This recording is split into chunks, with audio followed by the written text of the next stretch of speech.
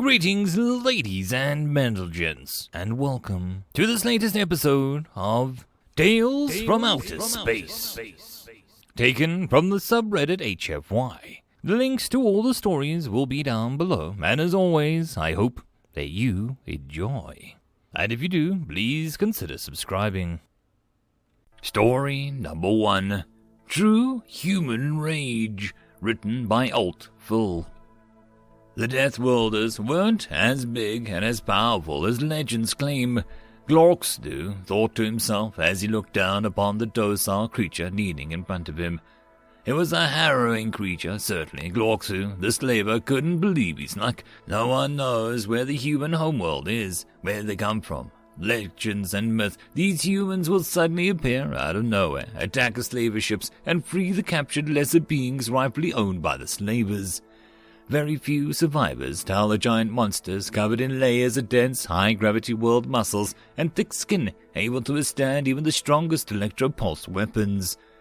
Glorkstu had always dreamed of capturing one of these supposed unbeatable humans ever since the rumors of their existence first started appearing on the galactic hubnet.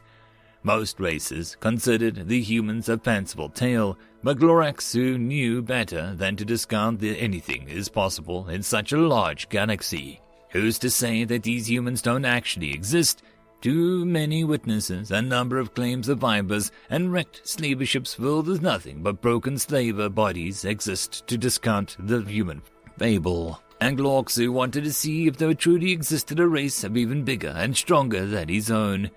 Him and his crew certainly had never seen one, and they gathered slaves in nearly every charted region of the galaxy. But he never thought he'd be lucky enough to come across one by itself in the middle of nowhere in an uncharted section of the galaxy. It was by pure luck, really, if he must admit his foolish and stupid navigator bungled the coordinates for a jump. Again. He was tempted to kill the useless whimpering fool after they completed the jump and found themselves in uncharted space yet again. And that's when they saw the ship. It appeared adrift at first, but they quickly found the readings of a single life form on the ship. The ship was large for a single passenger vessel and clearly made out for stronger metal than any ship they'd ever heard of. It was a design unfamiliar with any of the computers or crew. And that's when he recognized the symbol on it, a symbol widely attributed to these mythical Death Worlders, the humans. Glorkstu wasted no time ordering the attack. They quickly attacked the ship and were able to force their way inside the airlock. Walking under the ship was intimidating. It truly was built for giants, as the airlock was well twice the height of the width. For a moment, Glorkstu considered retreating, wondering if the stories of the humans' monstrous size was true. His crew appeared equally scared and appeared ready to bolt. But that's when they heard the scream. It was a scream of fear. Fear drives his race into a lust-like state. Nothing is more pleasurable to him than his crew than another being's fear and pain. What they charged onto the ship and quickly found the human. It was indeed large, nearly as tall as him, the largest of his warriors. Dense, rippling muscles covered the creature, which clearly outweighed him. The only reason he didn't order the retreat out of fear was the creature was still screaming in fear. Finally, he thought he could capture one of these humans to be revered throughout the galaxy as the best slaver ever. He ordered his crew forward to capture the large and deadly being. It was a brutal fight, and the being was so fast and so strong. They would attempt to grab and capture it, and it would just nimbly evade the grasping claws. It would strike out, shattering shells and arms and legs, even shattering claws when it hit its face. It even slapped his first officer and snapped off a mandible. Nearly 1/4 of the slavers' landing party suffered wounds that would take long cycles for them to heal, if they would heal at all. But finally, they had a creature. It never stopped screaming as it fought, screamed as it dug back into the ship, screamed as they threw it into the strongest cage. The fear was a strengthening, delicious balm to their wounds, and the untold amounts of galactic credits that his crew would get would make him some of the richest beings in the galaxy for this capture. They undocked with the empty vessel and sped away towards the nearest slaver station, where Glorkstu would display the creature and offer it to the highest bidder. Now, to visit the creature and soak in its despair, to amuse himself during the long trip. It was a strange-looking creature, nearly hairless except for the head, which was covered in long, golden hair. It wasn't screaming now, but sitting quietly in the corner of the cage, staring at him with icy, cold blue eyes. The eyes of a predator. He could not tell it was a sexually dimorphic being or much else about it. It was impressive, but hardly living up to the legends about the humans. So sad, he thought, he rather hoped for more of a fight from one of these supposedly unbeatable Deathwielders. But what was one expect when they are the greatest slavers in the galaxy? Certainly, no race could stand up to his own, who ruled the galaxy slave trade with their rock-hard claws and massive size. He tried to speak to it, but it would look away. It would not make a sound, refused to talk. He had hoped to find a whimpering, beaten beast, but at least it appeared docile. It had almost chillingly white skin, pale like the purest white moon, except where his crew's claws had struck her on the face and upper manipulators, leaving black and blue marks.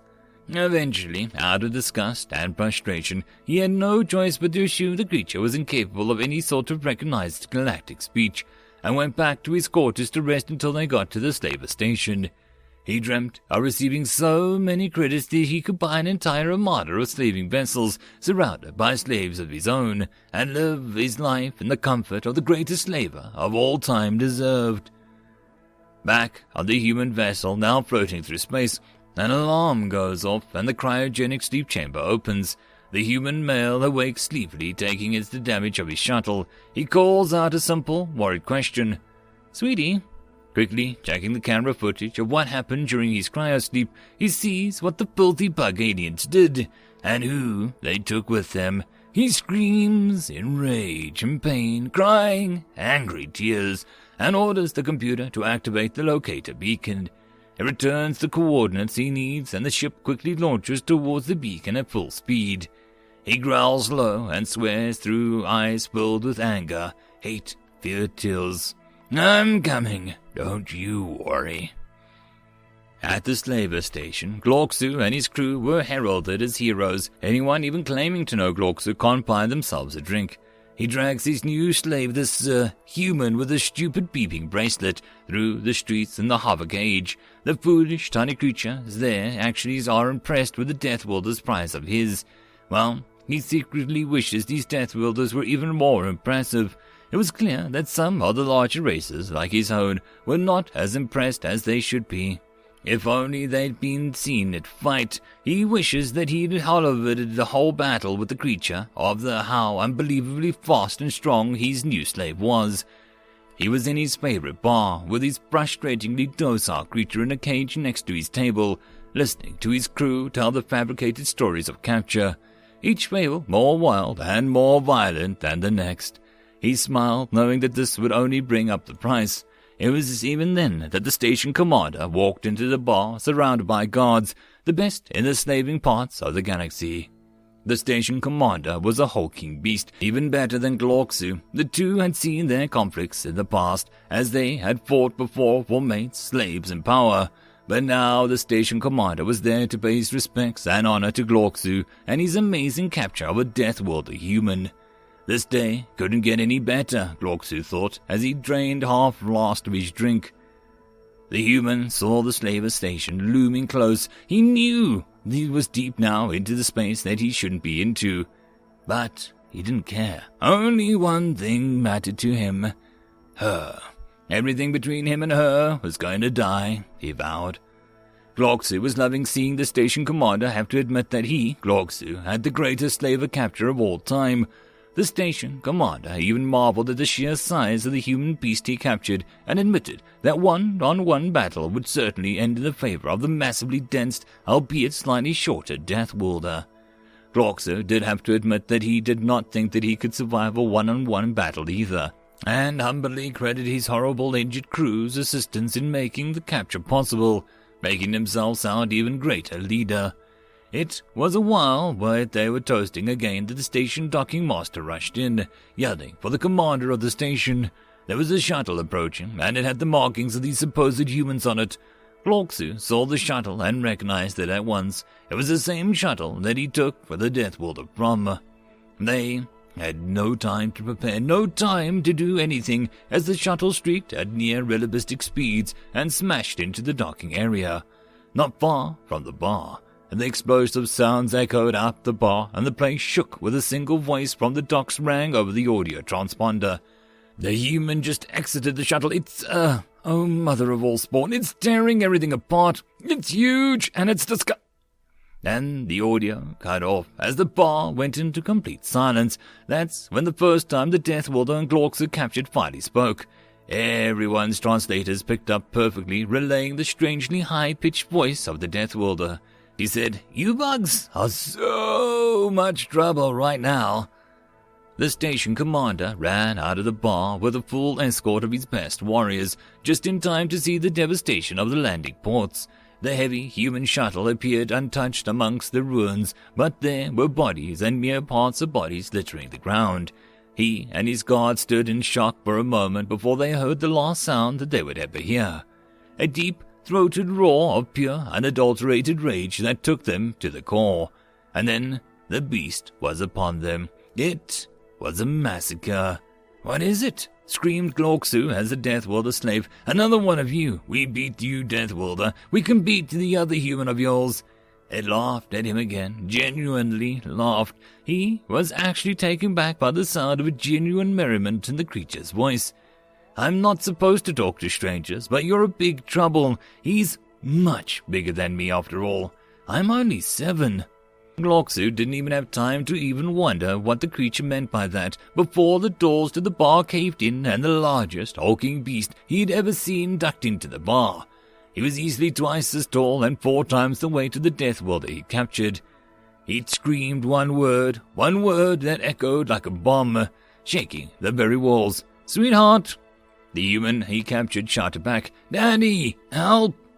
And with that, Glorksu realized his mistake. He had bravely captured a mere child spawn, and this was the adult come to kill him for it. He didn't even have time to finish the thought before the hulking beast charged into the bar, roaring with paternally driven insane hatred so loud that the ground shook. He didn't even have time to think what to do before the gargantuan hand of the giant Death Wielder crushed his thorax, tearing him in half. He lay there on the ground beside his own twisted lower body, watching and dying as the massive Death Wielder tore apart the cage like it was the weakest paper. Daddy Death Wielder grabbed a much, much smaller Death Wielder and pulled her into a tight hug that would crush any other creature. "Who hurt you, baby?" The massive human rumbled in anger and a voice that felt like a thunderstorm. He softly brushed a finger alongside the bruise on her cheek. The last thing Glorksu saw was a tiny Death Wielder human pointing accusingly at him, and then a massive foot descending to crush his skull. "Well," he said as he held his daughter in his lap, smiling while speeding away from the completely destroyed Slaver Station, "do you still want to go visit the moons of Eridel on vacation, or do you just want to go home?" She looked thoughtful and said, "Can we just go home? I'm tired, Daddy, and I'm sorry. I promise I'll really go into cryosleep this time." End of story. And that, my friends, is the end of the video. I hope that you enjoyed. If you wish to support the author, check the links down below for the original link. But if you wish to support this channel, there are numerous ways listed down below. But the easiest would be to share this with as many people as possible to help the channel grow. And I will see you all in the next video. And until then, I hope you all have a good one. Cheers.